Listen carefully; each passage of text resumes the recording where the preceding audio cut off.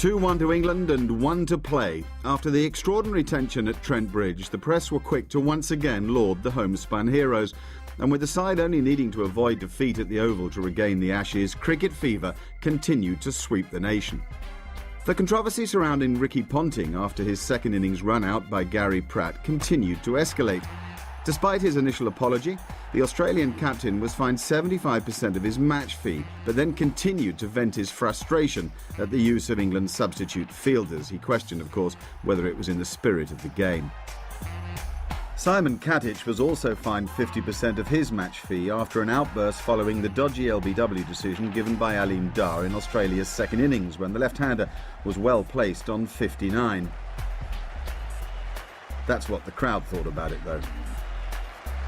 Plenty of ex-Australian players were having their say about what should be done to arrest the slide, with Matthew Hayden suddenly becoming the main focus of attention. With just 180 runs in the series at 22, the 33-year-old Queenslander looked the most likely one to be dropped. In fact, in the lead-up to the Oval, there were many tales to tell. At Chelmsford, there was no place for Glenn McGrath, who was battling to regain fitness, but the rest of the tourist attack were put to the sword by Essex, who amassed an incredible 502 for 4 on the first day. The Cricket Writer's Young Cricketer of the Year, Alistair Cook, scored a magical 214, and Ravinder Bopara made 135 as the Aussie bowlers toiled and toiled. Stuart MacGill, who'd been tipped for a place at the Oval, was wicketless and went at 5 and over as well. The following day, the Australian batsmen continued the run fest themselves. Hayden answered his critics with an unbeaten 150, and if that was one problem solved, the form of Adam Gilchrist wasn't. The master wicketkeeper batsman failed again, with just 8. McGrath went public to say that he'd be fit to play at the Oval, but the Aussie management were obviously not convinced by that, so they called upon Stuart Clarke from New South Wales, who has played a bit for Middlesex this summer, as cover. Things were far more relaxed in the England camp, although there was still the major concern over Simon Jones's ankle injury. The Glamorgan bowler was a key member of the pace quartet which had performed so brilliantly during the series. Everything was done to get him fit for the match, including time in a sealed oxygen chamber to try and aid the recovery. And football then played its part as Jones received treatment down at the Arsenal. Most of the England squad spent a few days relaxing on the golf course after Michael Vaughan's 2020 benefit game was abandoned due to rain, but 3 of them did feature in the Cheltenham and Gloucester final at Lord's. Kevin Pietersen made only 5. He was brilliantly caught on the boundary by Ashley Giles, who incidentally went for 50 in his 10 overs in the game, as Hampshire made 290. Ian Bell made a lovely 54 in Warwickshire's reply, during which there was a worry for the England camp as the 23-year-old collapsed with cramp. Anyway, everyone else found it funny. Especially Pietersen, who had the last laugh as Hampshire won the match by 18 runs. England announced their squad on Sunday lunchtime, with Paul Collingwood and James Anderson preferred to Hampshire's Chris Tremlett, who had been in the 12 for the previous 4 tests. And on Tuesday morning, it was confirmed that Jones had failed to recover from his injury. England would have to do without the reverse swing specialist who had taken 18 wickets in the series. So the time had come for the most eagerly anticipated test match in this country that anyone could remember.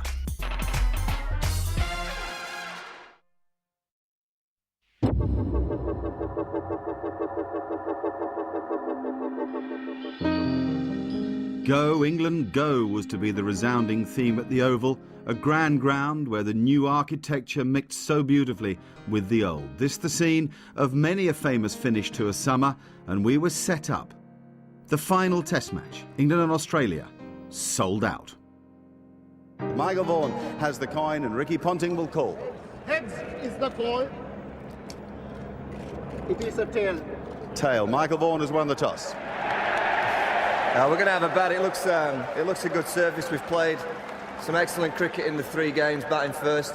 Got to try and get a good total in the first innings, put Australia under some pressure. And you've had to make a change, enforced by Simon Jones's injury. What change is that? Yeah, Paul Collingwood comes in for Simon Jones. You know, Simon's bowled tremendously well for us, so he misses out. But you know, it's a great opportunity for Paul to come in and show us what he can do. Tell us the truth now. You're nervous. A little bit more so today, but you know, it's been a great summer for cricket. Both teams have played some really exciting stuff, and I'm sure this week will be no different. Michael, there's an almost unbelievable amount of hype surrounding this series. Can you go out and play naturally, you guys? I'm sure we can. We have done for 2 years, playing some good cricket. We've got a young team who really enjoy the big occasions, so this is no bigger than it has been, so let's just go out and enjoy it and try and entertain a few people. All right. Thank you for talking to us, Michael. Vaughan. And now Ricky Ponting. It's a bad toss to lose? Yeah, I'm not sure. I think there'll be a little bit more bounce in this wicket, I think, than what we've been accustomed to over the last few games. So having McGrath back today will help us as well with that new ball. So it's important that we start this Test match a bit better than we have the last few. We've been behind the 8 ball from the word go in the last 3 games. We've got to make sure we're better than that this morning. Does Glenn start the game 100% fit? Because at Old Trafford, he definitely had some repercussions from playing. No, he definitely does, yeah. We had to be extra cautious with him coming into this game, just with the magnitude of this Test match and his injury. We didn't know how he's going to back up. So he's done a lot of bowling this week. We've made him back up on a few days in a row, and he's come through with flying colours. So he's 100% fit coming into the game. Now, you guys aren't used to this situation. You're used to winning. I guess you'd like to spoil England's party, wouldn't you? Oh, of course, yeah. I mean, it's been an unbelievable series to date, and we're looking forward to finishing the tour off on a very good note. We probably haven't played our best cricket just yet, but all of that's ahead of us in this game. We know exactly what we have to do. It's we've got no other option but to come out and play great cricket and win a Test match, and all our guys are very excited about our prospects in this game. And the team cards are stories of fast bowlers. One's missing from England, that's Simon Jones, and it is Paul Collingwood who plays, not James Anderson. And one is playing for Australia. Glenn McGrath is back in the side. He's got a bowl on a flat-looking deck. It did seem a splendid toss to win. Mind you, you've got to make use of that pitch. You've got to bat well today, England. You have got to bat well if you want these Ashes. Well, Trescothick did. He was quickly into his stride, working the swing away to the leg side. McGrath, though, was oddly topsy-turvy. One Baden and one bouncer and one beauty to follow them. In fact, we couldn't work him out early on, but then all series we haven't been able to work much out.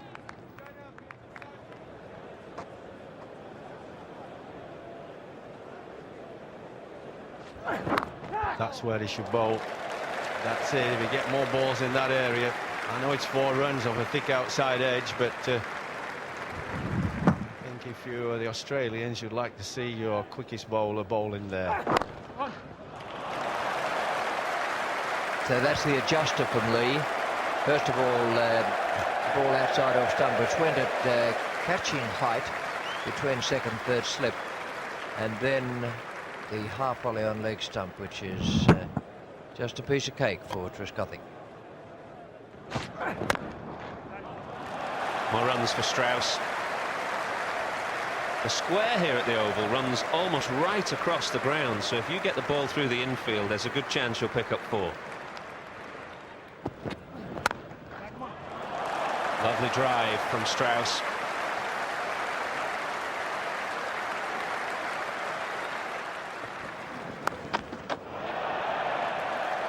Just one man back and won't reach it, Brett Lee. Really hit that hard, Trescothick.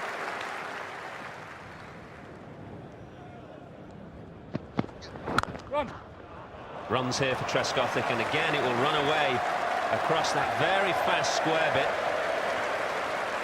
And the 50 up now. Good opening partnership between Strauss and Trescothick. Beautiful shot. Just a lovely, lovely straight drive. Shot of the morning for me from Marcus Trescothick.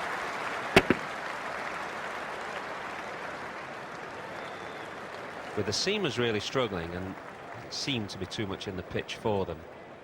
It's almost you feel as though the whole of the Australian team, the other 10 players, are looking to Warne for some magic here.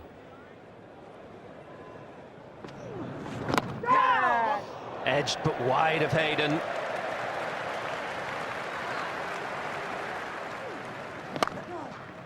Runs, more runs, and another boundary.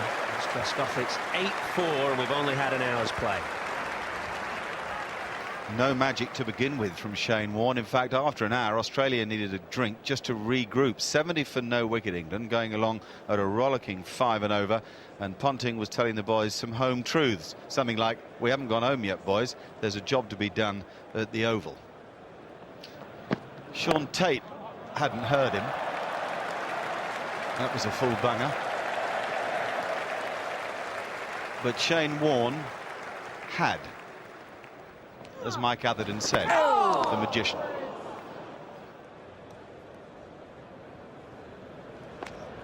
Oh, that's brilliant. Fantastic catch. That is so difficult to do. Magnificent cricket this from the Australians, and as so often led by Warne, but backed up by something special. This is as good as it gets. These catches are very difficult. Just watch him move, and move very late. Wonderful catch by Hayden, getting both hands to it, staying down, and oh well, I think they all realise it. You could see the celebration there. That's a big wicket to Trescothick for 43. It's 82 for 1.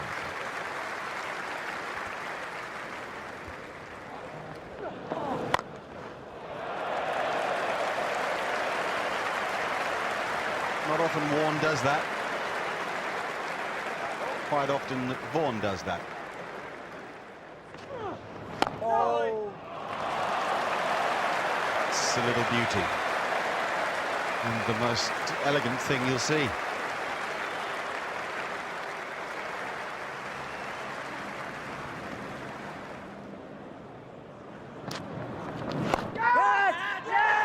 Oh, Vaughan is going to be cranky about that. He has got a ball that instantly he thought he could bang away on the onside. We've seen him loft the ball through that mid-wicket area occasionally, and it has just bounced a fraction more on him. Straightforward catch which finished up with the fielder on the ground, but 2 down. Vaughan gone for 11, 102 for 2.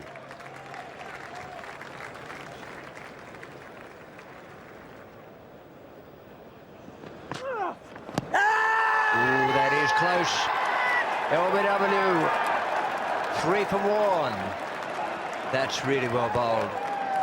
Bell hadn't got to the point of realising that Warne's not turning the ball much, but that was a quicker delivery. The ball just drifted slightly, and Bell had his pad on the line of the ball and not the bat, and it would have gone on to hit leg stump. More brilliant bowling from the leg spinner, who now has 3 for 27 off just 7 overs. Next one. That'll be 4, and that'll be his 50. He got on top of the bounce nicely, and it was all about the placement.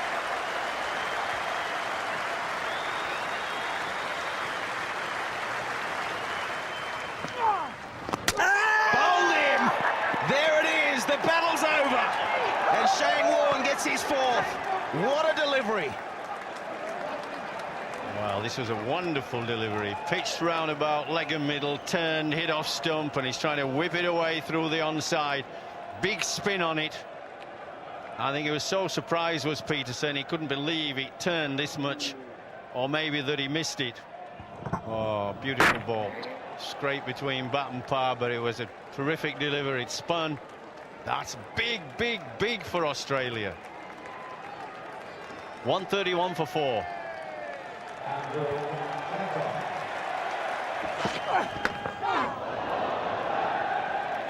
Well, that's hit him on the crash helmet, I reckon. It's gone down to the boundary for 4-leg buys.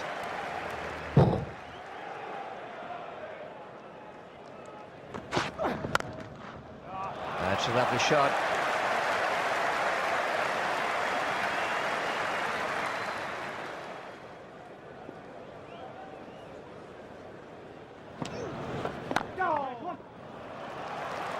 It's nicely played by Strauss.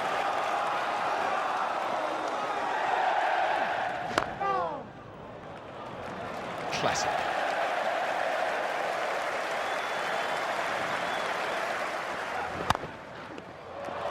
Is it that hard? He hasn't timed it that well, but it's rocketed away. That's the power of the man.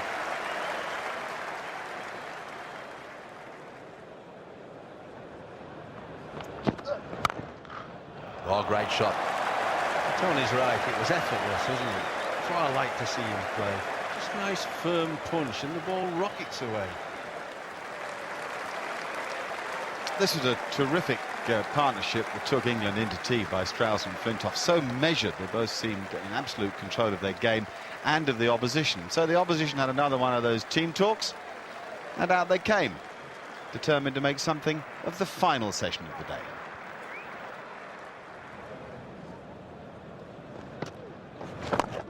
There he goes, and will it go all the way? One bounce.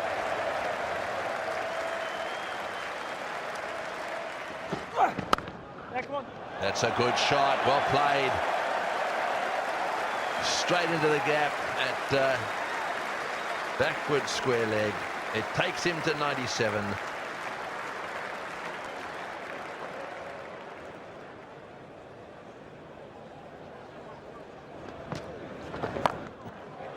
And he's hit it hard. It's gone into the gap at square leg. Another 4 to Flintoff.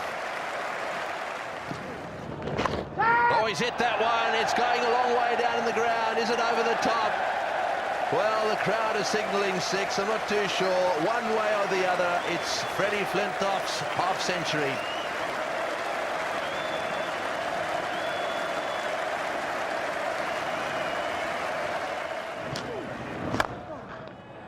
Straight down the ground.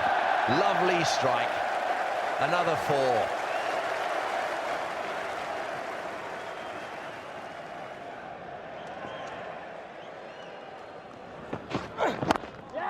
Oh, good shot. That's his 100.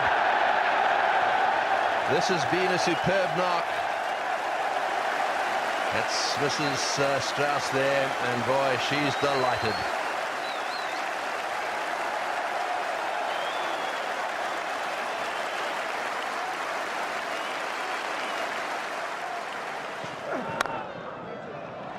That's a remarkable stroke.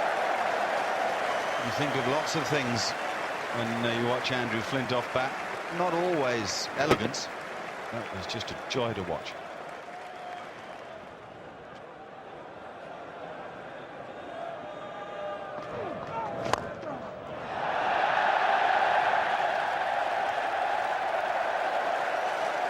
Enough said.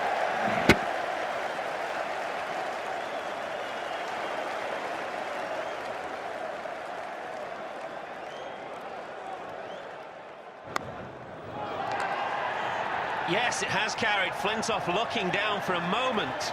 Wasn't sure whether it carried to Warne, but it did. And McGrath has struck at a crucial time for Australia to end a wonderful innings from Flintoff. 5 down now, England, and the new ball is 10 overs away. Well, it's a little bit too close for him. He's trying to get away and force it on the back foot, and it's not really wide enough for that. Nice low catch, but it's a good innings. Can't complain about that. He's played superbly under pressure.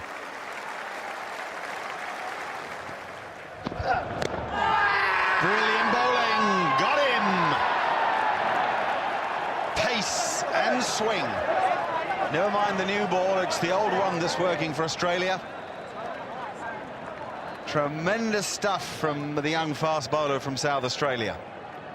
Yeah, he might look wayward at times, and a lot of viewers have probably thought, well, has he got his radar right? One down leg, one outside off wide, but then he can do that. He's got the ability of getting it up there. It's the reverse swing. Might have hit him just outside the line, but that's what Sean Tait can do. It's 289 for 6.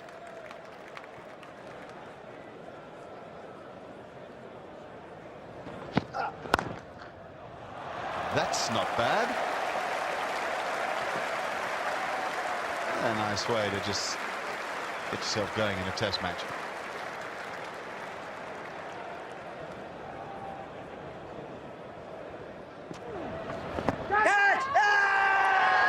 That's the end of that. It's a great performance from Shane Warne. A 5-wicket haul on the first day of a test match. He's in his 31st over, and best of all, he's entered the Strauss resistance. Terrific cricket from both men. The standing ovation will first go to Strauss.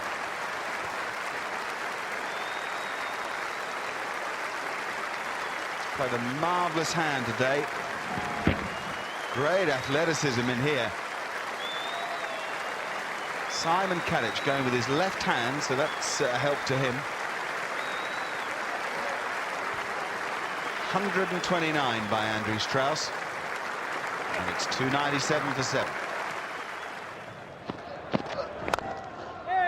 Oh, great shot. He's played a few of those in this series.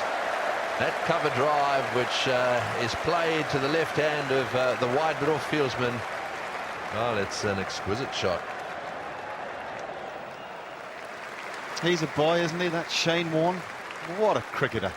What a day at the Oval. 319 for 7 England. Strauss top quality, as was Andrew Flintoff. Jones was pretty good there at the end of the thing. But Warne's figures almost defy belief on a flat pitch. We'll hear from him in a moment. But first, here's the man who made England's 100. One of the biggest days in many a year for English cricket. Must be nice to produce the goods when it mattered. Yeah, exactly. In the context of the series, it's a pretty massive day, and to go out there and score 100 is really, really satisfying. Although, you know, it was a pretty good wicket, so it was necessary for us to get up to a decent score. And you've had some grand battles against Shane Warne throughout the series. You evening up the score now? Well, I enjoyed it today. I mean, the quality of the guy to take 5 wickets on the first day of a Test match is a great effort. But yeah, there are a few minor battles won there. I'm sure the second innings there'll be more to come. And at the end of the first day, who's on top?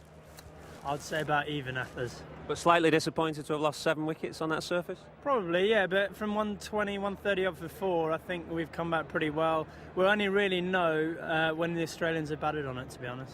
Shane, end of a seesawing first day. Who's on top? Yeah, probably, I think at that last hour, probably us. I suppose we're just marginally ahead. One stage when Flintoff and Strauss were going, I think they were way ahead, but we fought back. I think we got 3 for 50 off about 21, 22 overs that last hour, so probably just got our nose ahead. It's a pretty flat wicket out there.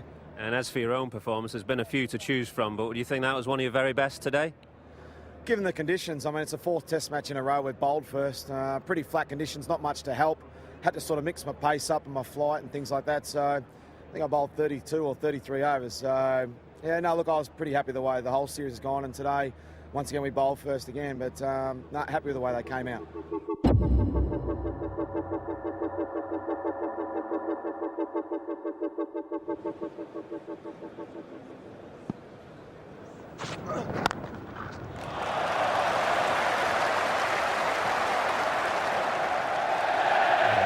That is a wonderful stroke. What a cracker. That has confused Jones. It was past him almost before he knew what was happening. That is the breakthrough. And said, good touch he looked in. He's gone and had his off peg knocked back. It was a good one from Brett Lee, and that is what Australia were looking for. Jones 25, 325 for 8.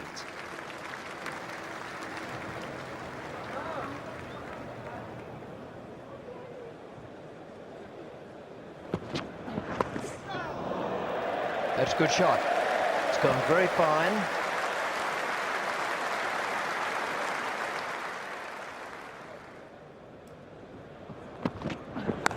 In the air and dropped. Well, it looked to me as if it was Ponting that dropped that one. He went across. Warne had it covered as well. You've got to all go for it. There's no doubt about that. But Ponting was the one that put it down.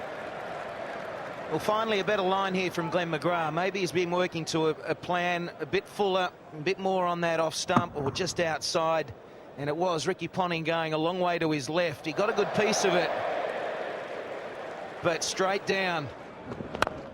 In the air, out. Caught at mid-off. Well, justice has been done. McGrath has got the smile back.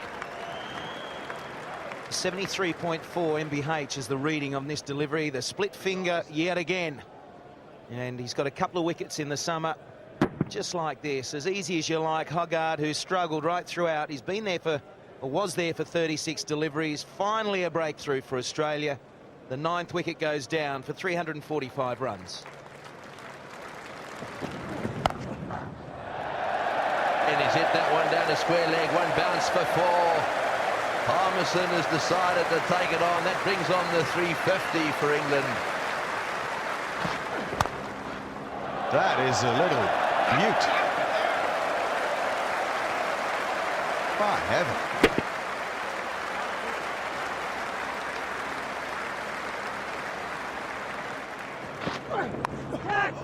No great surprise to see that length of ball from Brett Lee.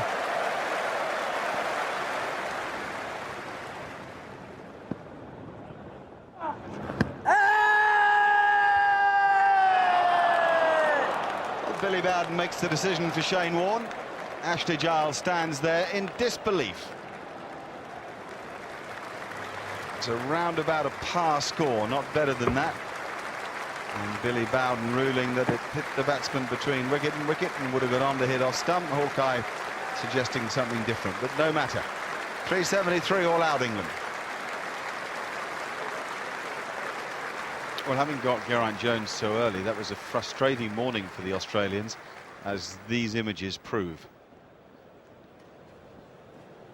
Just one game to ensure the Ashes go with them back to Australia. 373 all out England, with Steve Harmison unbeaten. That was a sparkling 20 at the end of the piece. Everybody did their bit after the Strauss-Flintoff partnership set it up. Warne the star, 6 for 122. He was quite exceptional, 2 for McGrath and 1 each for Lee and Tait. There's the huddle. It's the first huddle that's Simon Jonesless.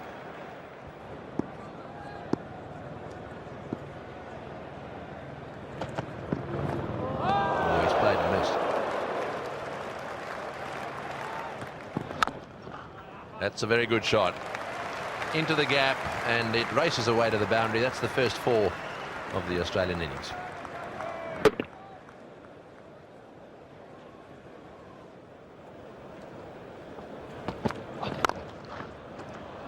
Oh, good shot. He's got that one away too.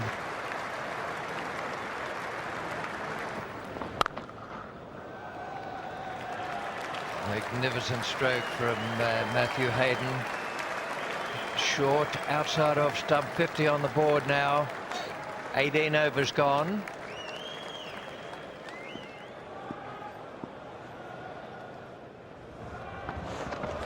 He hasn't got that properly. Otherwise, it would have gone for 9.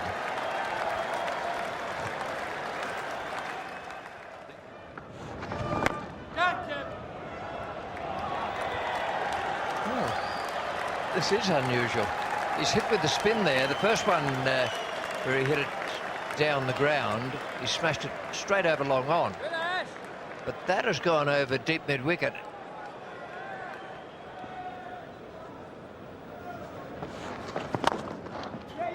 It's along the ground. It'll be saved out there by the man at... going on. Well, half saved. 66 for no wicket, and Justin Langer goes to 50. 19 gone.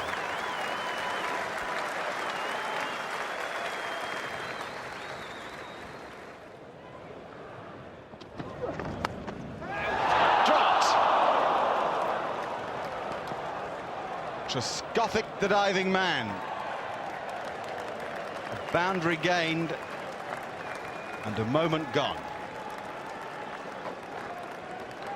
Good catcher, Trescothick. Can't think of one that he's put down in this series, but he put this one down. It was tough going to his right. You don't often see a first slip having to go to his right, and it went quickly. But a chance.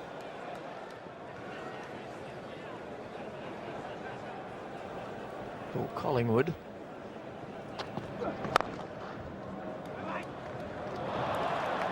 Well, in other moments in the match in the summer, Matthew Hoggard would have saved that. It's just darkening up a bit. That's what the forecast said. Rain going to come late in the day.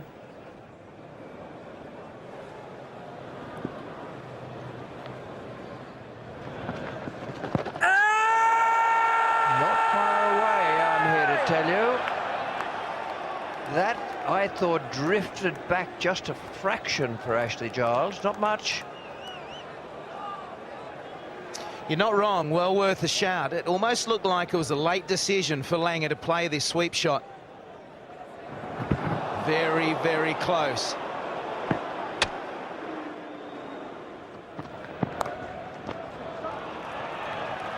That's a very good shot.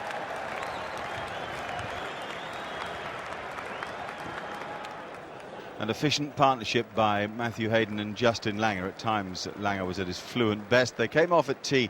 There was a threat from the clouds, but I don't think we expected what was to come. 112 for no wicket at that stage. Langer 75 and Hayden 32. At tea time, there was a nice celebration. We're playing for one Ashes trophy here, but England's women team had won the other one just a couple of weeks ago, and Claire Connor led her side around the ground, parading the Empire Trophy and their version of the Ashes to tremendous acclaim. Land of Hope and Glory, Jerusalem, and the girls took their bow. The players came out after tea. Matthew Hayden and Justin Langer were offered the light by the umpires, and they took it. Now, that was a surprise to a lot of people who feel that with Australia having to win the game, well, they can't win it unless they're on the park. Mind you, maybe they knew that an electric storm was on its way, though it didn't pitch on us particularly. We saw the lightning from the distance, we heard the thunder. At 4 o'clock, out the players came again, or did they? Nope, back you go, said the umpires. And the main reason for that was that the rain came. The full plastic sheets came on. There was frustration and aggravation for all the ticket holders, never mind us. And 20-6, that was it for the day then.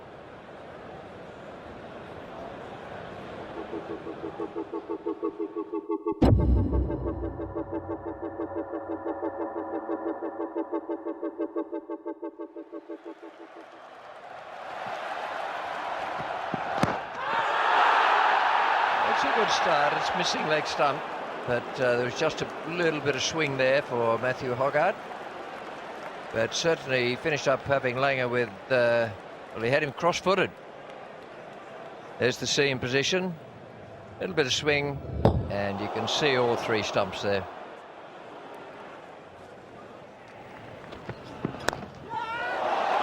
Safe and 4.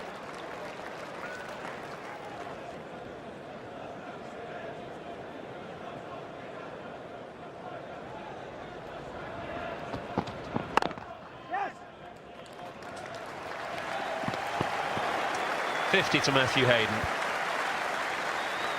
and amazingly that's his first contribution of 50 or more in the series, flexing the fact that England's bowlers and the captain have set good plans for him, set good fields, and they've bowled intelligently at him, and he's been way short of his best.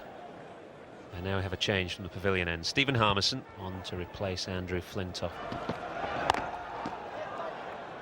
Juicy long hop to start with, Matthew Hayden.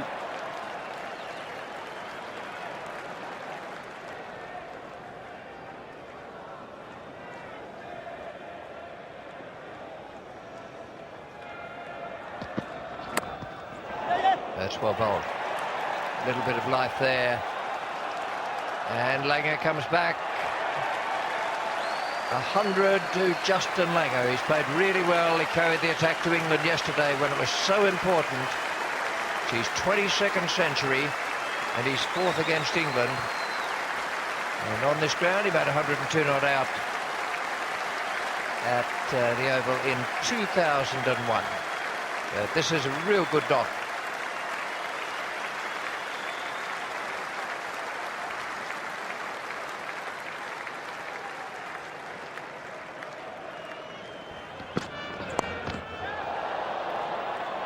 It's an extraordinary stroke. It certainly wasn't voluntary. This is what England need. They need Harmison all fired up, getting that extraordinary bounce. Crowd all applauding 7,000 runs for Justin Langer in Test matches. And in doing that, he's gone past Sir Donald Bradman.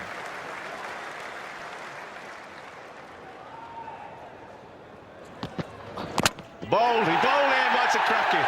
He deserved that. He's bowled a real fiery over at him. It's some good short stuff. He's made a batsman who's batted really well jump around. And Steve Harmison has done the trick for England. Well bowled. Well, it worked for Michael Vaughan.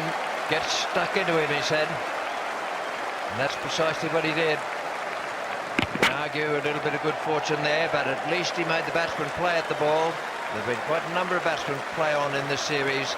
And Harmison has done the trick. He's broken the partnership. 185 for 1 with Langer 105.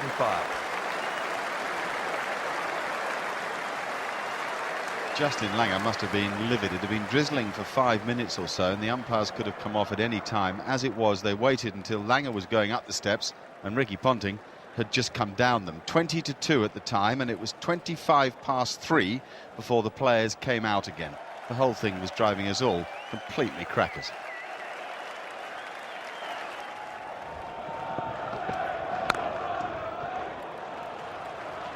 You won't see too much better than that. One of the great signs of a player is how much time he has to play. Ponting seemed to have an age to play that stroke.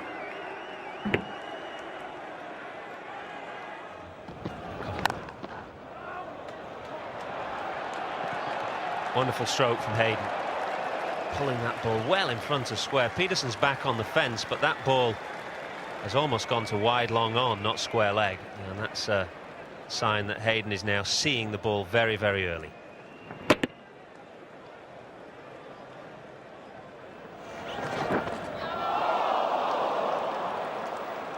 But we need to wait for Billy Bowden's effervescent signal, which is runs. I don't know, is it a chance if he doesn't get a glove on the ball? Well, it's a chance to someone.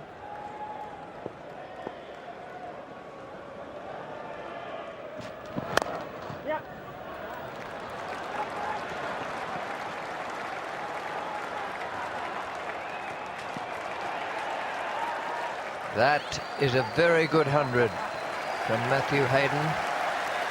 He's 21st and he's 4th against England. That was a really good knock. He let Justin Langer do all the hard work early on. Just made sure that they didn't lose a wicket between them. And now Hayden's out there, reached 100 and has gone past 6,000 runs in Test match cricket as well. The way the team have batted so far, that they're intent on batting once in this match, that getting a lead sufficient for Shane Warne to bowl at England, with Australia having a lead, and put England batsmen under pressure with the ball turning a bit more than it did first morning. There's a man out there deep square, but it's wide of him. I don't think he picked it up too well. It's difficult to see for the fielders. Now it's going to be Andrew Flintoff. Good catch. And very well bowled by Flintoff. He got the ball to bounce. And it was just enough for Strauss to be able to dive forward and claim the catch. Yes, with the ball 72 overs old, and Andrew Flintoff just starting a spell and almost a loosener. I think Ricky Ponting was just a little surprised that it got quite up as much as it did. And it just carried. Very good catch diving forward. Very good catch. Ricky Ponting, 35, 264 for 2. Well, with 5 overs and 2 balls left in the day, the umpires offered the light to the Australians and they took it. People were surprised at that. I'm not sure I was. As far as they're concerned, losing wickets was more important than the runs they'd have gleaned. Flintoff, 394 and 20, is the second player to score 300 runs and take 20 wickets in a series against Australia. The other, the one and only Ian Botham. Equal sort of thing with the bat, but a few more wickets for beefy Botham. Hayden 110, Martin 9. They're the unbeaten batsmen overnight, as Australia will surely look to push on tomorrow. England stuck at it with the ball. It was a surprise that Hoggard didn't bowl slightly more, but Flintoff and Harmison big-hearted, Giles steady, and Collingwood might have even have bowled an over or two, but not so in the eyes of Michael Vaughan. Here's a quirk for you. Yesterday 166 runs were scored for 3 wickets. Today 165 for 2 wickets. Matthew, it's been a difficult series for you. Any sense before this game that your place was under threat? What I was trying to do is just play the best game I could. I think, you know, for the top 4, it's been a frustrating summer. But I guess you sort of follow the simple rules here and it reaps the rewards. You seem to change your approach this innings, though. It's not kind of the Matthew Hayden that we've come to know. It was quite a measured approach to the innings. I think that's when I play my best cricket, actually, Mike. I think, you know, if I'm looking to play the ball straight, and just stick in that groove. Really, it's hard to get out. So that was something I did want to try and do, yeah.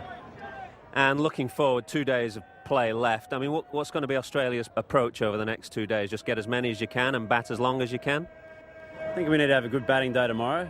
And then I think as take the game as deep to England as we possibly can, really. Still a lot of overs to be played now, so I think just bat and see if we can bat some more. We think about batting, we'll bat some more, and then take it to them on the last day.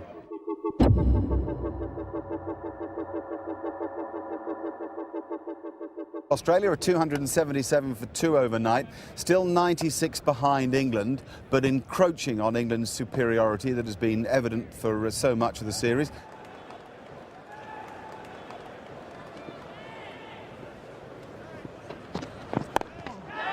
Oh, that's out. Well, he caused him problems last night with the pace and bounce. He's done it again straight away with an old ball, I might say.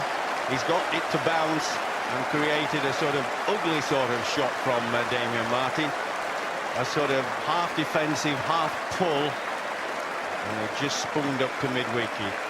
Great effort by Flintoff with an old ball.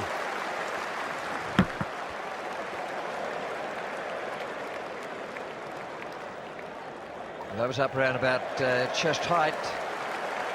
And couldn't control it. 281 for 3 and Martin gone for 10.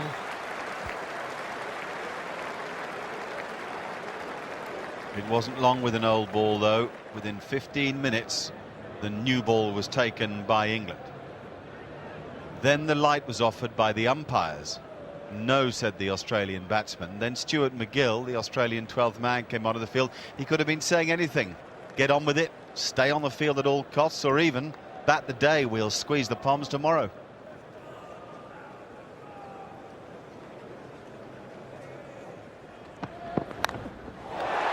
Oh, no. Wide swinging delivery, slashed by Clarke and put down by Flintoff. Well, Stuart McGill has just run a message out, and I'm sure it was, well, stay out here, guys, and maybe try and up the ante, get on with it a little bit.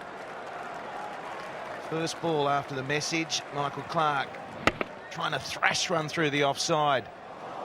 He normally swallows those, doesn't he?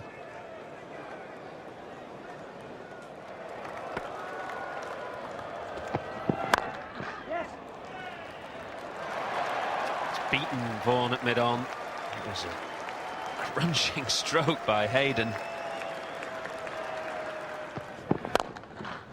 That is a beauty. That could just be about the best stroke that Hayden has played all innings.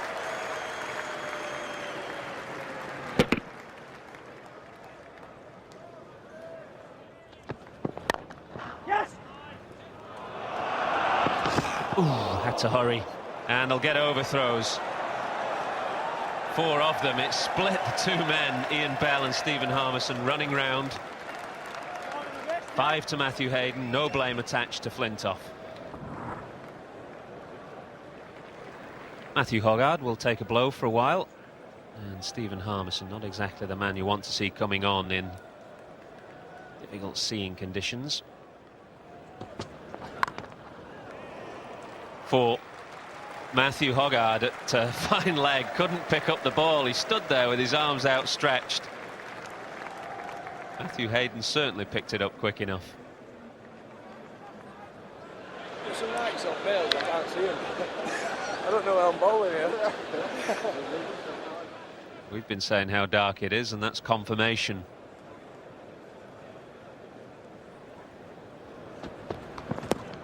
Must be LBW, surely. Yep, it's a slow death from Rudy Kitson, but it is a death.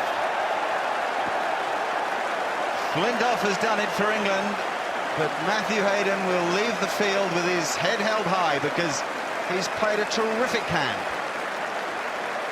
Yes, he's fought back well. There's no doubt about that. The replay here will be interesting.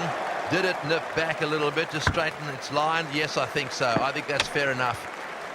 And there's confirmation of a good delivery from Flintoff. The end of a very good innings from Hayden. It's been a fight-back knock for him. He's had a tough time of it. 138, 18 fours.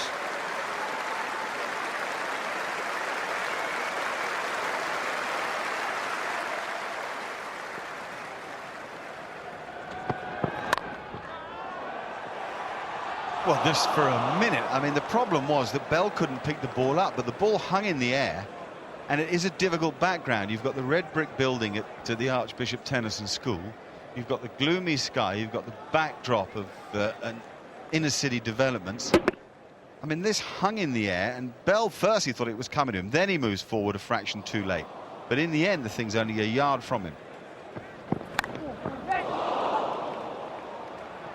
You're going to need some fortune to score quickly, that's for sure.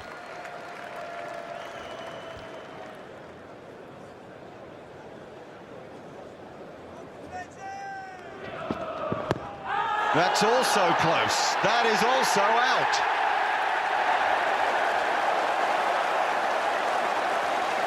This is a huge performance from Andrew Flintoff.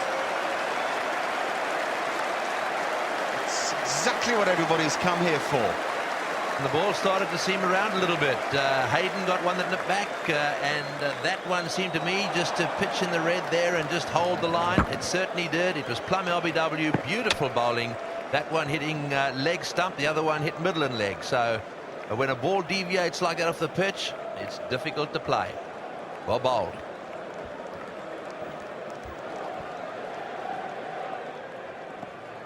Riveting field set for Gilchrist straight away.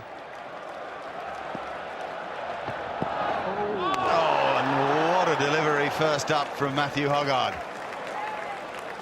Hoggard wanting Gilchrist to think that he'd bowl him the in-swinger with the way the field's set, and what does he do? Zips one across him.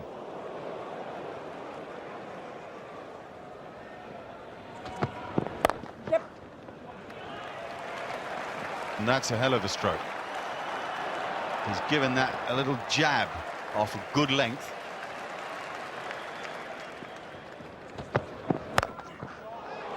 Wow.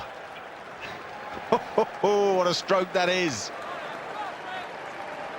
Yep, we got a game. This will be the first delivery that Gilchrist has faced from Flintoff, and this has been a great contest right through the series, and you'd have to say that Flintoff's winning the battle. Whoa. First ball, and there's a play and a miss. And he's had a stranglehold on the left-handers, but particularly Gilchrist.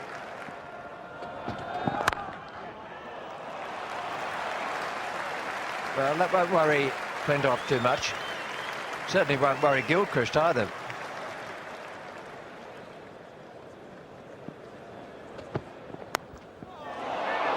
Safe. Not sound, but safe.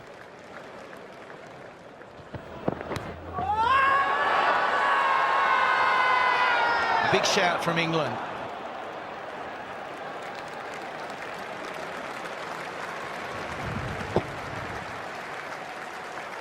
Just the bottom of the thigh pad, I would imagine.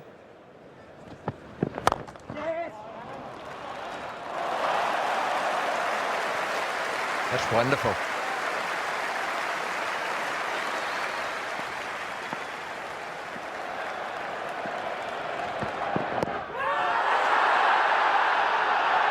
Given him, LBW.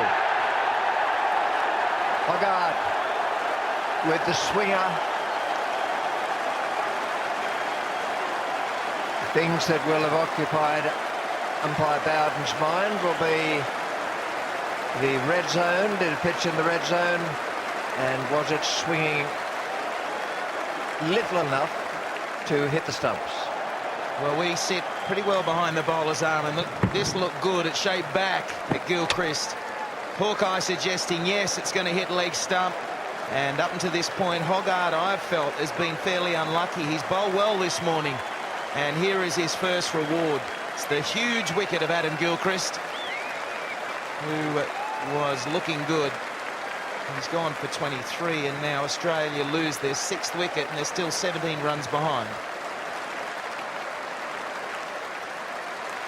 What a morning, what a performance by England. They came out so strongly and with such belief. They were driven by Andrew Flintoff, whose figures of 31 overs, 10 maidens, 4 for 72 speak volumes. This has been the talisman of the side. A cricketer with an enormous personality, strong character, a great sense of fun. and ability that almost defies belief.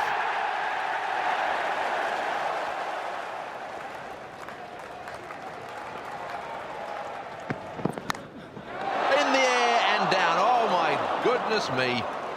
Well, catches so important, and it looked to me there as if they both went. I suspect the keeper got a glove on that.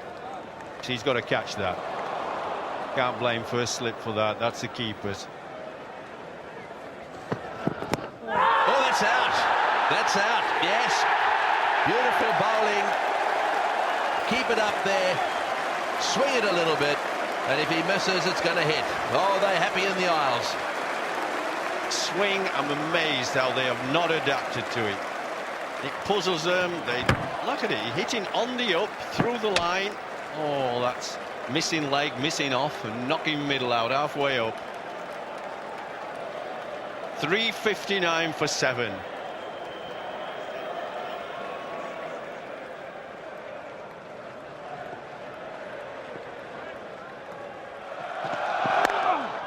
Oh, it's gone up in the air. This will be out caught.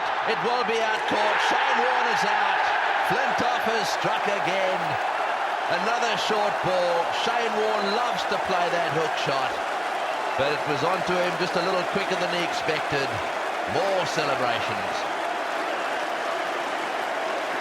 Just out and out aggression from England with a crowd on the feet, electric support.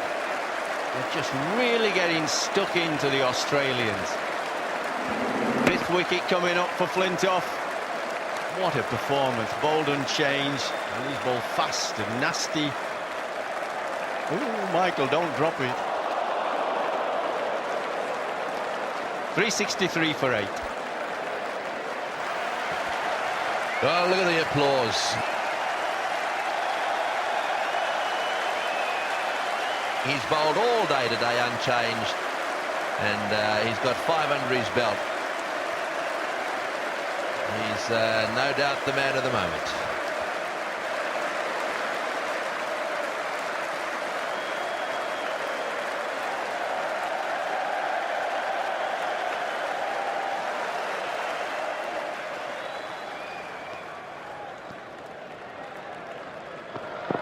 Knocked out.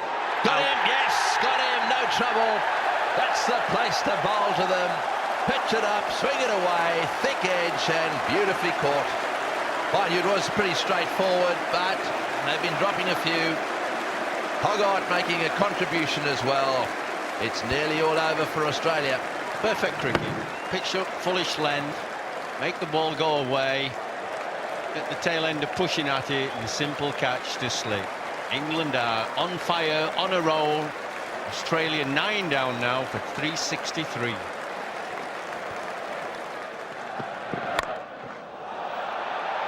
Would be out. It's a good catch. That is a very good catch. Had to pick it up out of the background of the crowd first of all, and then race away to his left and take it above head height. Australia all out. 367. 6 behind England's 373. And Hoggard another wicket. Good hit. And brilliant. It was, because he wouldn't have picked it up very early, Ashley Giles, in the gloom. Excellent pair of hands. And the atmosphere out there, I have to say, I went out the final 3 or 4 wickets was unbelievable. But will all that elation turn to tension when Australia's bowlers get their chance? Immense performance from Flintoff today. Once the Australians began to fall, they fell in a rush. Look at the times of the wickets. 10:39, 11:43, 11:56, 12:29, and then again after lunch in a rush. 367 all out, built on the back of Langer and Hayden. But England's bowling was magnificent. You won't see better. Never mind just in heart and stamina, but in skill too. All the art of swing and seam before us from both Hoggard and Flintoff. England lead by 6 runs then as their second innings begins. Andrew Strauss and Marcus Trescothick with a big responsibility. What a day we've already had. 28 and a half overs, 90 runs and 8 wickets. Now, it wasn't a moment before the umpires were looking at the light. Remember, it had been offered to the Australians, but they turned it down. On this occasion, they said no, and you know who was about to play.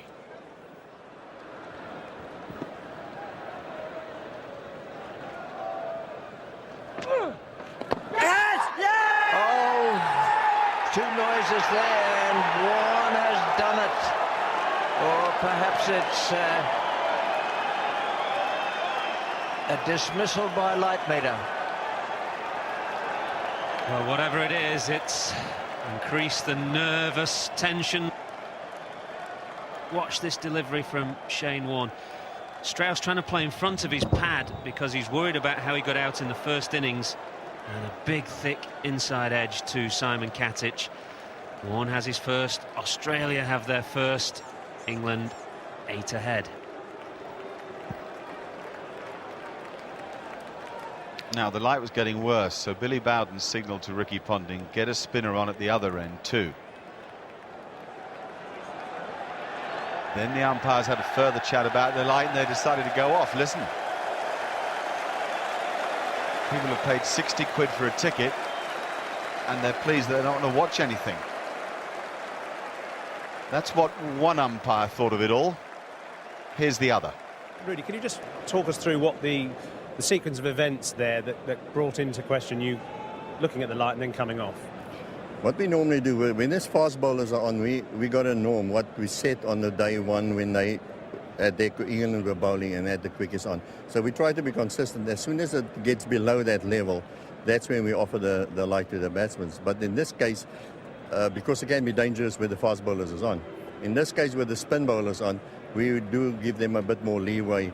But if we get to a stage where we think it's unfair, that's when we offer the light to the batsmen. And that's when we take the reading. And we will not go back onto the ground unless that reading improves so that we can have the spinners back. So what is the reading at the moment?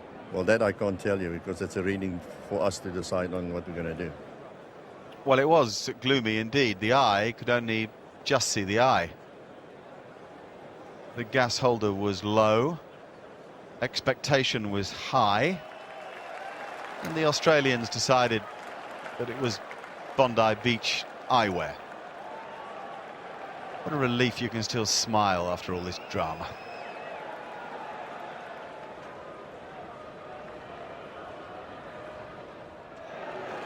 Oh, that's a good start and well fielded. Oh, well, there's going to be some desperate stuff out there. There's no doubt about that. I think there's a few England supporters there trying to con the umpires into taking England off.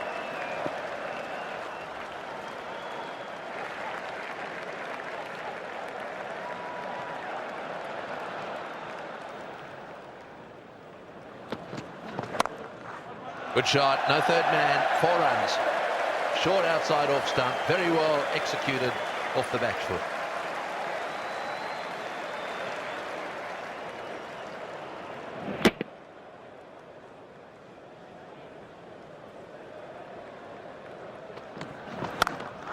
Another good shot, short outside off stump. Michael Vaughan plays a lovely cut shot that time. Square on the offside, right down to the meat of the bat. Well, the England captain's only really played one significant innings in this series so far, the 160 at Old Trafford. Maybe his time has come again. Not again. What are they doing?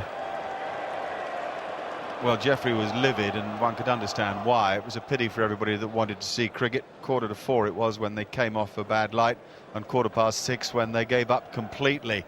Very gloomy. Australian supporters wanted sunshine and rays of hope, but there weren't any.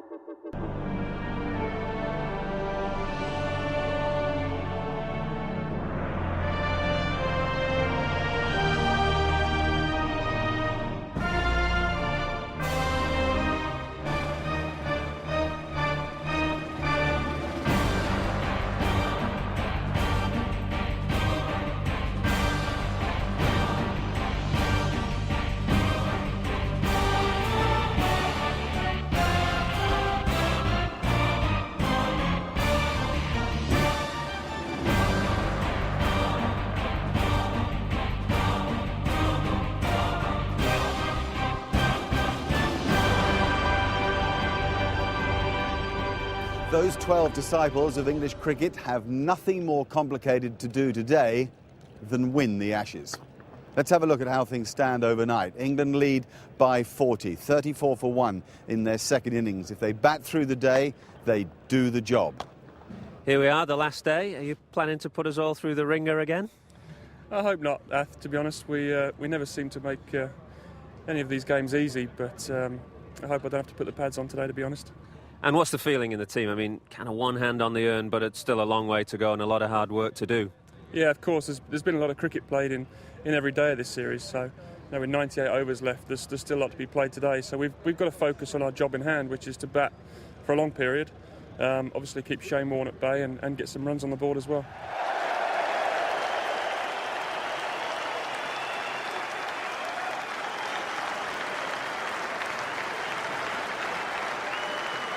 Good morning, everyone. Stirring moments. Anticipation on everyone's face around the ground, and everyone is waiting for this final day.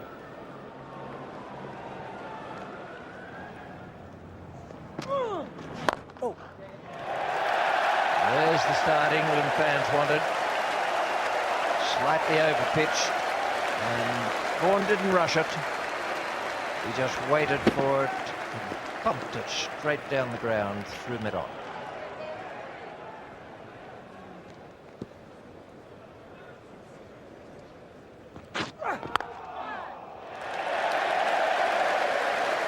That's the problem. If you have a man on the fence at square point and you have an extra cover, then you take away someone who could be a catcher in the slip area.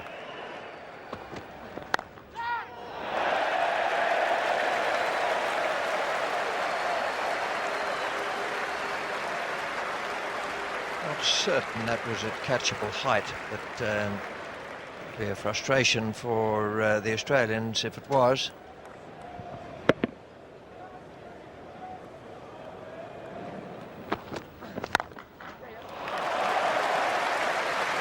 $50 up, and with no alarms this morning so far.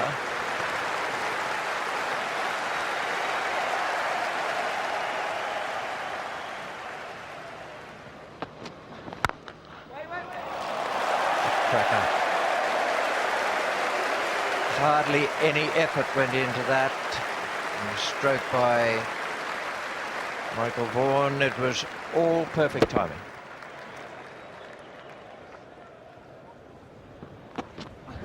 Oh, beautifully bowled. That's much better. You've got to make them play. There's no point here in wide deliveries and dot balls. Wickets are what Australia need. In the air. Oh, what a catch. What a magnificent catch. That's a beautiful delivery. It found the outside. It's quite a thick edge as well. And Gilchrist has pulled off a beauty. And McGrath just finding that channel now, isn't he? Something we've seen over and over again. Producing an outside edge from Michael Vaughan. I don't know the ball did too much at all. Maybe just held, left him slightly. Look at this grab from Adam Gilchrist. Absolutely sensational. And the breakthrough that Australia wanted this morning, can they get on a roll from here at 67 for 2?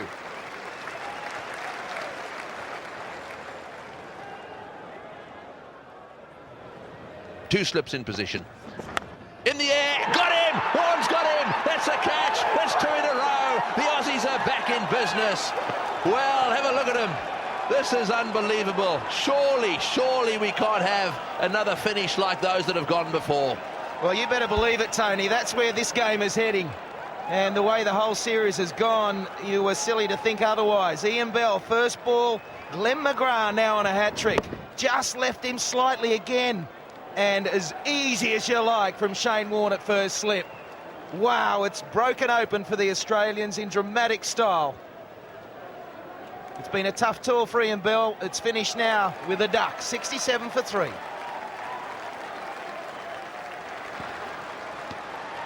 Here we go.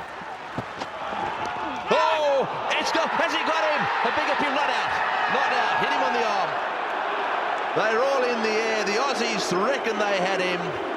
Pietersen stood his ground. Oh, dear, oh dear. Let's have a close look here. Shoulder, fantastic decision from Billy Bowden. He gets it right. The Australians were always going to go up because the gloves were close. Everything was close, but Billy Bowden has got that exactly right.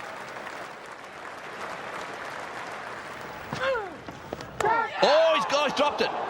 Dropped it. I think he got an edge on that one. It went to the keeper, and it then actually turned out to be quite an easy one for Hayden. And there was a ricochet from Gilchrist's glove. There's the outside edge, genuine. And it deviated the path that it might have taken to Matthew Hayden. Oh, beautiful ball. It's going to miss the leg stump. Warne thought he had it. It was a rip snorter of a delivery. Look at the dramatic turn here. Rips. That is savage. Outside the line of off stump, and no way Rudy Kurtzen can predict that's going onto the stumps either.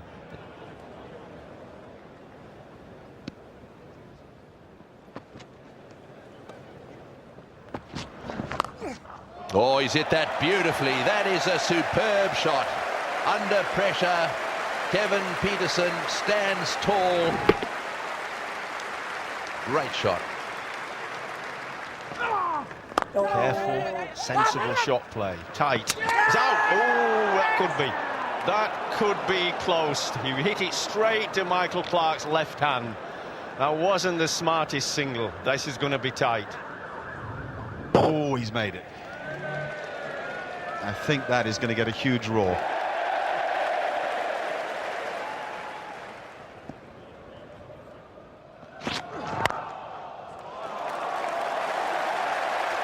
It's a super confident drive.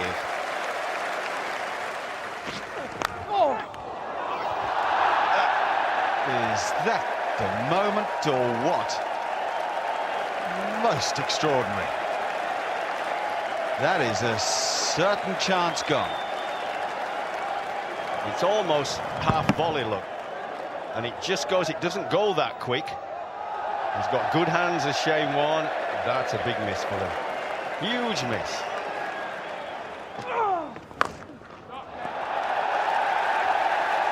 There you go. Just can't see the problem. 100 for England, 106 the overall lead. Oh, that's a heck of a strike. My goodness. Really, that's exceptional cricket.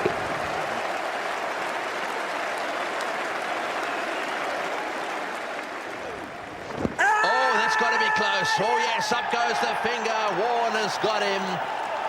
Well, it was a question for me of did he get outside the line or was it going to slip down the leg side? It spun a long way.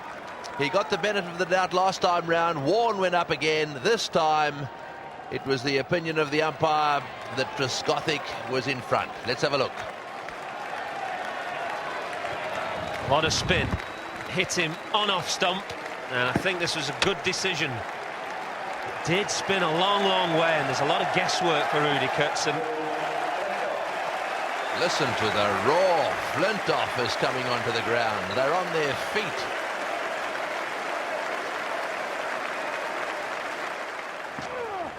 Oh, beaten him first ball. Boy, if they get Flintoff out, then the Aussies will start fancying themselves. Good shot, short delivery.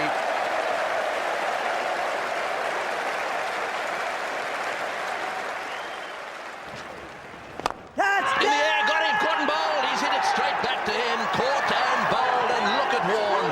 That is a big wicket. He's been tossing it up, trying to encourage the drive. Flintoff has come into the trap, and Warne that time takes the catch.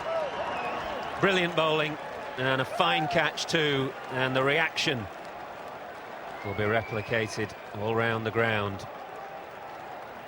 Drive from Flintoff, slightly uppish, and a good smart low catch from Warne. Big wicket that.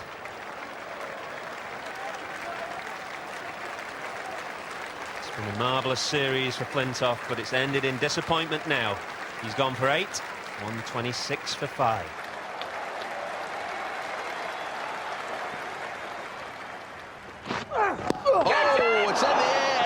top. What a delivery. What a delivery from Brett Lee.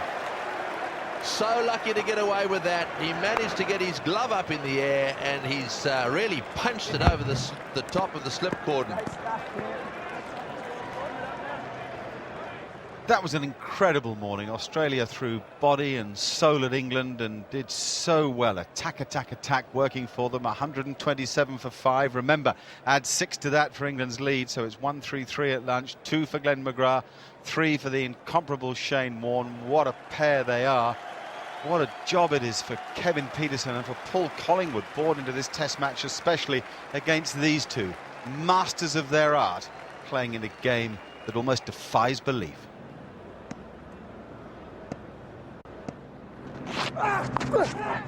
Gone for it. 6, going all the way. Got enough bat on it with the pace of Brett Lee. It was always going to carry the rope.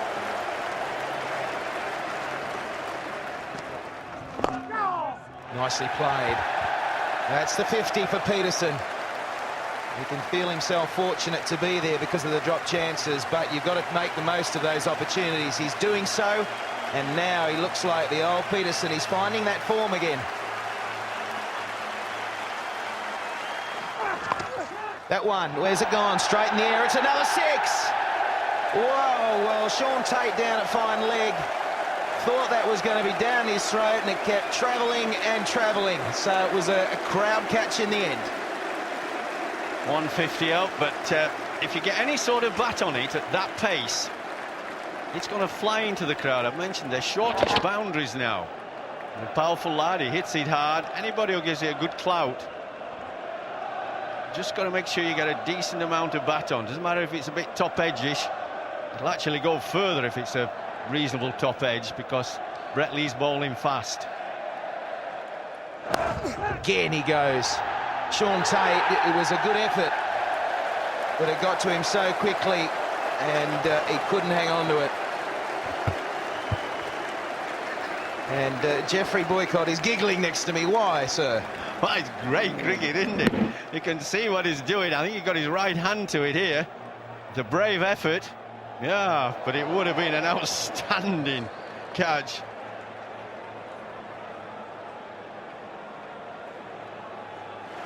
Another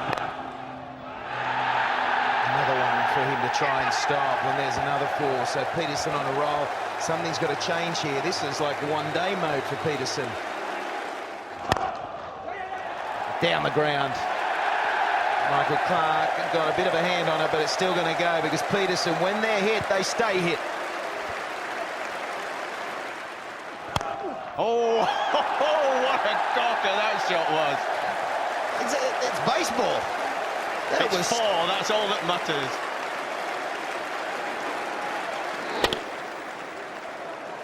Wow, what a shot. You're not going to find that in the textbook. That is the special quality that Pietersen has to come up with these sort of odd shots, and very aggressive. And I've said it before, the crowd is going absolutely berserk.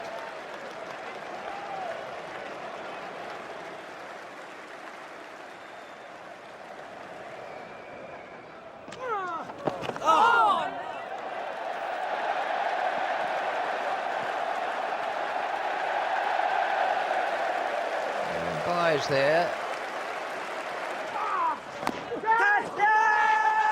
Shouts. Well, now the umpires are going to have a word. Now this means that one umpire is going to ask the other if he saw what happened as regards a clean catch or a bump ball. They haven't called for the third umpire. Now, whether it has hit the ground first is the crucial thing. Well, that was a very brave decision.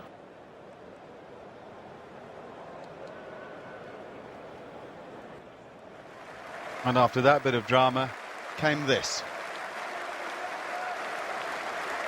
We were all saying thank you.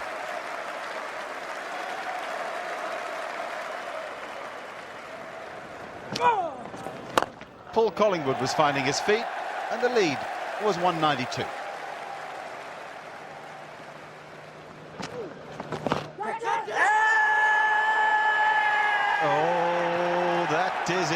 Collingwood. Warne is the striker again. It's a terrific catch. Ricky Ponting falling forward from silly point. Collingwood resisted over time. It was a very good decision, wasn't it? Because it was just a little bit of glove. And Ricky Ponting taking an excellent catch, diving forward. Paul Collingwood resisted bravely, really. Just the 10, but he hung around for a fair while.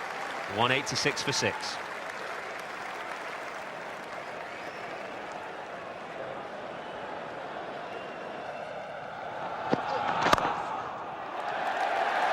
Crunching stroke.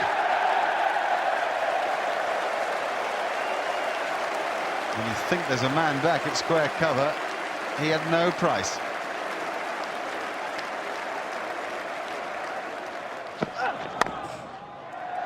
And again, immense and thrilling power.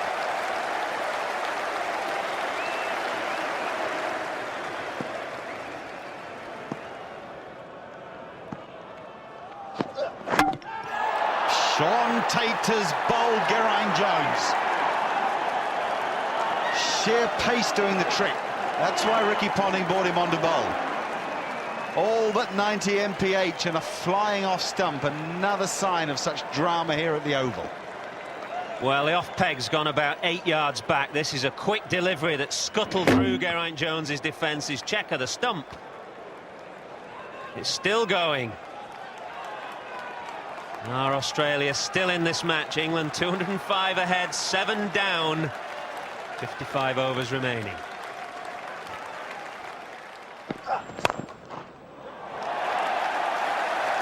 Cracking strike. Through the onside, and it really is a favoured position. A favoured shot for Pietersen.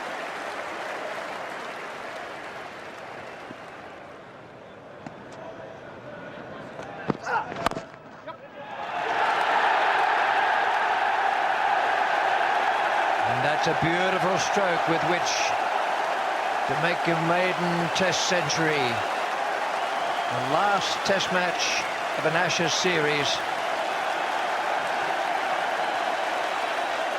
Kevin Pietersen, who top scored for England in the first Test of the series at Lord's, gone off the boil a little bit in the meantime, but he is back on it again today, just when needed.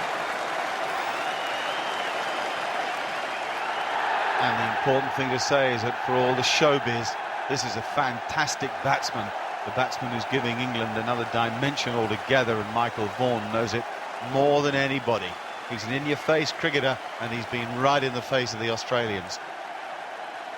An essential reminder, England lead by 227, but there are 49 overs left in the game. So as the players come out after tea, there's plenty of opportunity still for Australia, even though it doesn't look like it, and plenty to think about for the two batsmen who are fighting like heck, Giles and Pietersen.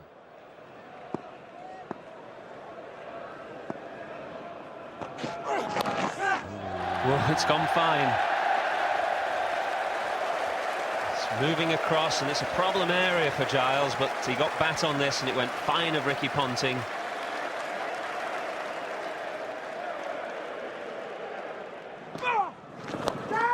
Wedged, but wide. Wide of Matthew Hayden. It didn't carry either. And there'll be 3 in this.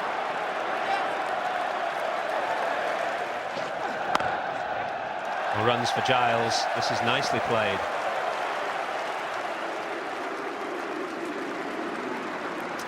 .232 for 7.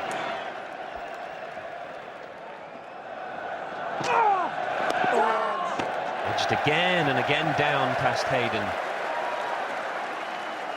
Gilchrist will give chase in just a couple.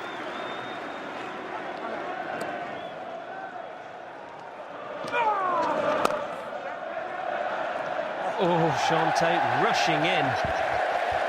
And he's allowed Giles a second and Pietersen to keep the strike.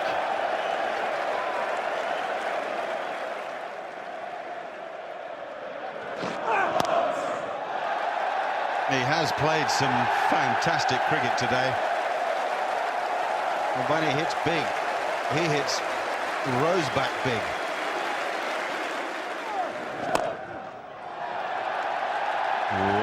What a bit of batting.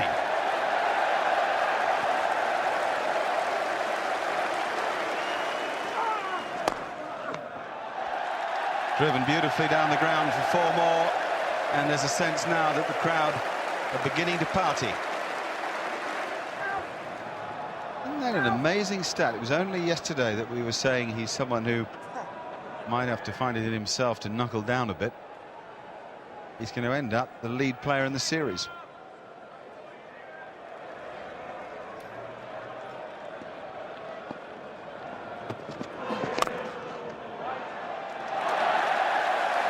We'll be releasing a DVD of this series, and there'll be a chance to sit back and enjoy this man's stroke play.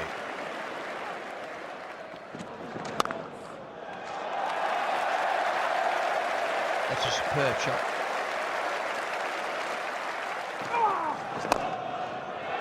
Hit that cleanly. It didn't seem to me, Jeffrey, to be any more than a little gentle push down the ground. Well, it was a gorgeous stroke, wasn't it?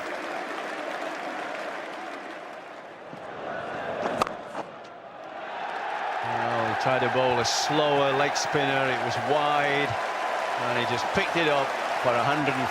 What a terrific innings. England under severe pressure, and he's played the innings of his life.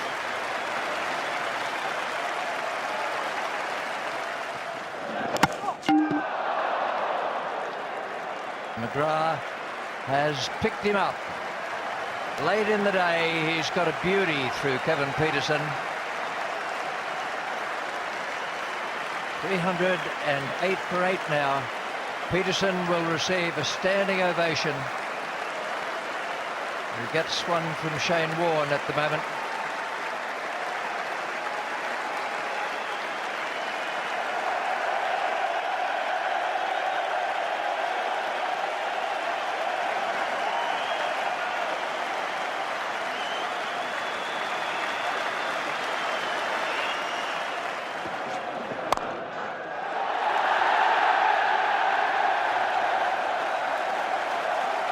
What a 50. Ashley Giles is some cricketer.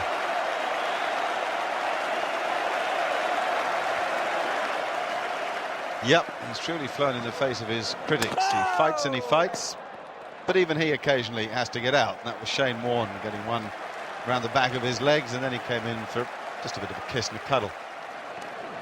Straight afterwards, Steve Harmison went to Warne as well. Superb catch by Matthew Hayden, and suddenly England were all out.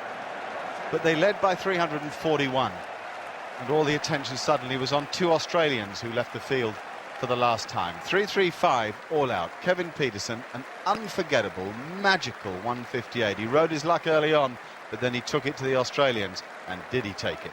6 for Shane Warne. He finishes with 12 in the match. 3 for Glenn McGrath, 1 for Tait, but it's all about Warne.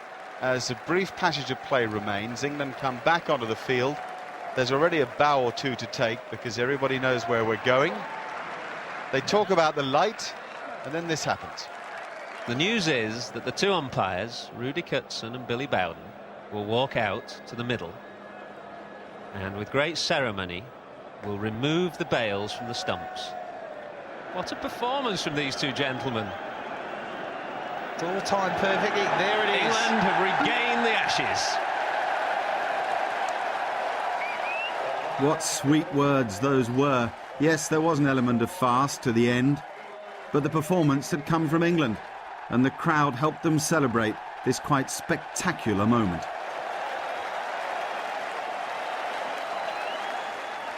The smiles seemed to get wider and wider, and no one could have impressed his captain more that day than Kevin Pietersen, who of course was the man of the match. Here he is with Michael Atherton.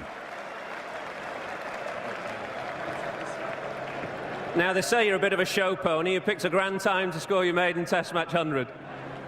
Well, Athers, I mean, it's a fantastic day, and I just think the whole series has been fantastic. And to get a man of the match on the last day of us regaining the Ashes is a special time for me personally. But I mean, to every single player who's played in the Ashes this series, I mean, every single player, Australian, English, has been amazing, and it's been a series that I've just started in. It's been my first five test matches, and to both teams, I mean, absolutely amazing.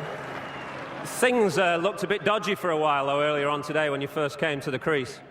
Yeah, they did, but that's what happens in cricket. I mean, I've dropped 6 catches this series, so a couple went down of me today. Well, don't drop the champagne. I won't drop the champagne, don't worry.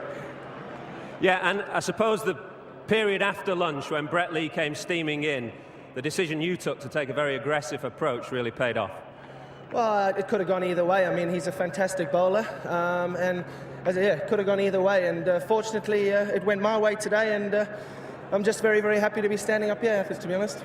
And I guess most of the nation will forgive you anything this evening, even maybe that haircut. Let's have a look at it one last time. Kevin Pietersen, ladies and gentlemen.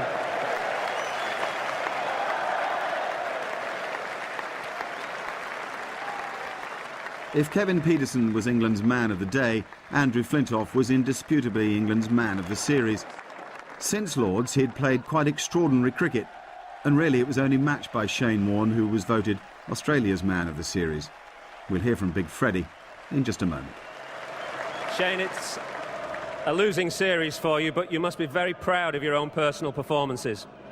Yeah, look, it's been one of those series. I think everybody that's witnessed that came to the grounds, everyone that played in the series from both sides, I think it was an amazing series, and England were just too good for us in this series, and all credit to them. But from I suppose from a personal point of view, to have the series I've had is probably my best ever series, and I suppose like everybody else, we tried as much as we possibly could, but England were just too good. But look, it's been an enjoyable series. It's the last time we come here. We tried everything we could, but England were just too good. Yeah, you said it's the last time you come here. You won't be back here as an Australian player in England, but we've got a lot of fond memories of your cricket. You must have some fond memories of England too. Oh, look, it's been I think England, they enjoy their cricket. They've no matter how they're playing, they always get behind their team, which I think is fantastic. It's just been a pleasure to play over here. I know when England come to Australia, they enjoy it. When we come to England, it's always good fun. I think the crowds at all the tests have been sensational. It's always a pleasure to play. The ground's always good. They're full. And it's just a pleasure to play here. Well, many congratulations on your own personal performances this series. Great is an overused word in sport, and we may not see the likes of Shane Warne here again. So big hand for the great Shane Warne.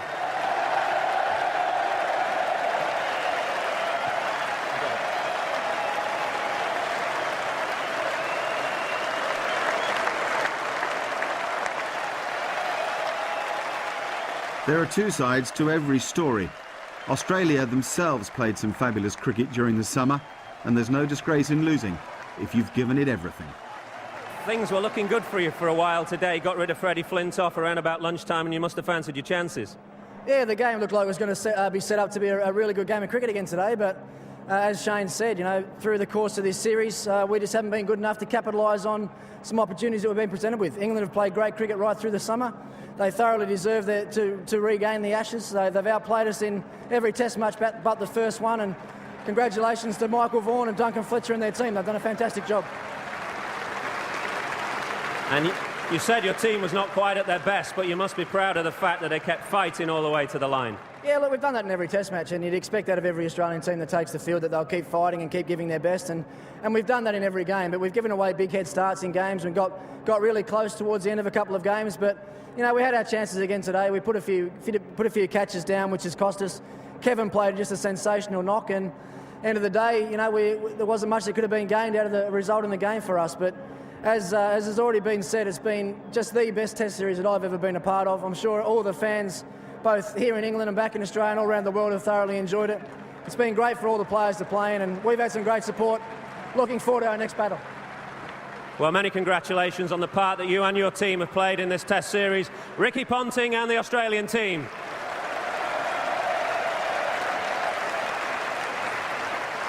There was another special moment to come for Flintoff. A new medal had been commissioned in the name of Dennis Compton and Keith Miller, legends both. How fitting it should go first to Freddie. We'll have to stop meeting like this on the podium. That's your third major award this series. No, I've enjoyed it. It's been obviously a great summer, and today's been pretty special. I thought the way that Kevin and Ashley played today was unbelievable, and it epitomised the way we played our cricket.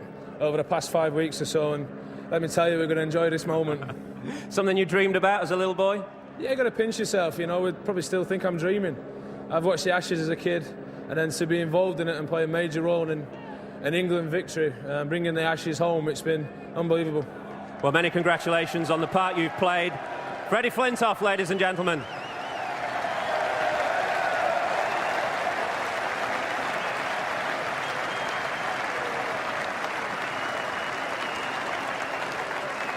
If I could ask the England team, the winning England team, to come forward to collect their end-pound medals. Marcus Trescothick, Andrew Strauss, Ian Bell, Kevin Pietersen, Andrew Flintoff, Paul Collingwood, Geraint Jones, Ashley Giles, Matthew Hoggard and Stephen Harmison. I think we should get Simon Jones up as well, who played such an important part in this series.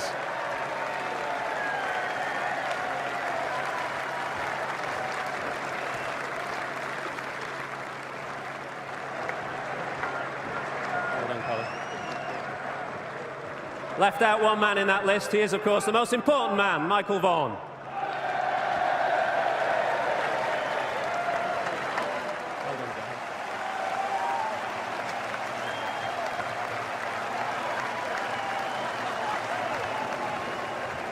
Convoluted end all round, bit of an anticlimax at the end, Bart, but I guess you won't bother about that too much. Well, it's been an incredible day, an incredible series, and full credit to Australia and the part they've played in a fantastic series. Ricky's team have made us fight all the way. We've had to really dig deep on numerous occasions. I think winning the toss and batting on 4 out of the 5 occasions certainly helped, but our team have been fantastic. The way that they've responded to the challenges thrown at them has been incredible. Yeah, your team will have grown up a lot in this series and probably grown old a lot today as well. You seem to have a furrowed brow on the balcony there for a while. Oh, without doubt, I think we've all aged a few years and a few grey hairs have come through, but it's been a fantastic series. The support we've received this last 8 weeks has been incredible for the game of cricket, and we really do appreciate all the support which have come our way. Well, your role as captain of this team has been immense. It's been nearly 2 decades since an England captain has had his hands around the little urn. The long wait is nearly over. Don't drop him.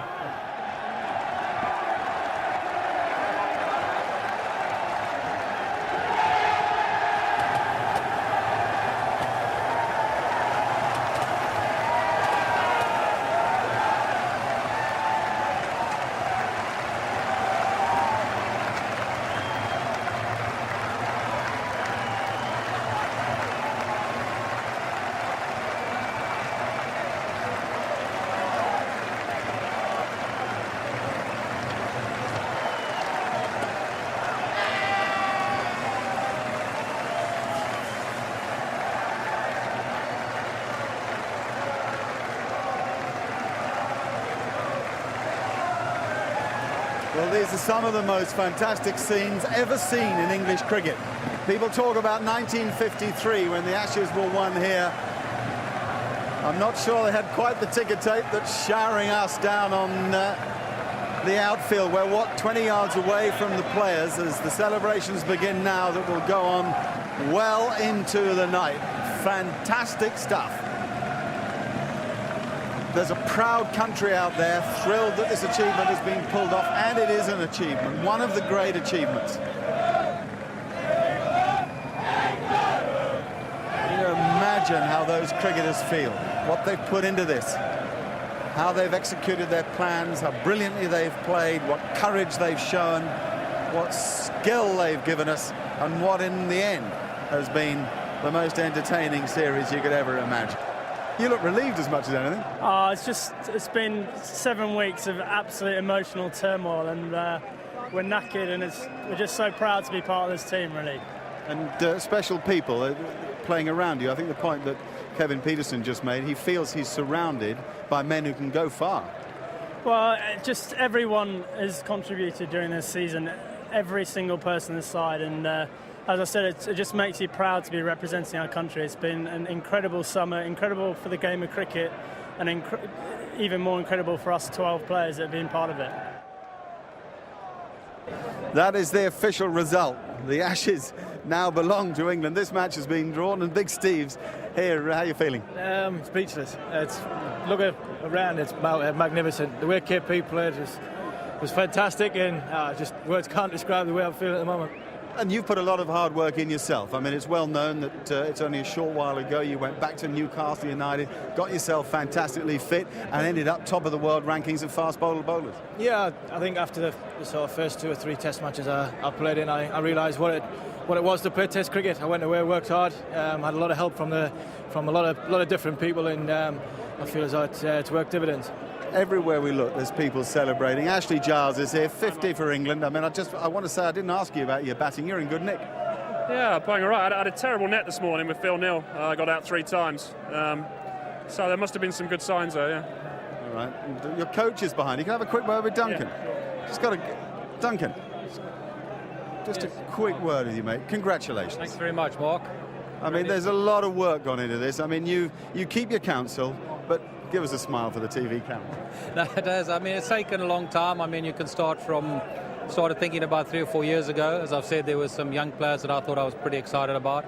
There was a bright future for England cricket. It's probably come a little bit early, but who complains about that? Anybody you want to pick out personally? The captain, I imagine. No, I think in this time I'm one of those individuals. I just like to say the team. I think the players must be very proud of themselves. And England supporters must be very proud of the England cricketers that performed over this Ashes series.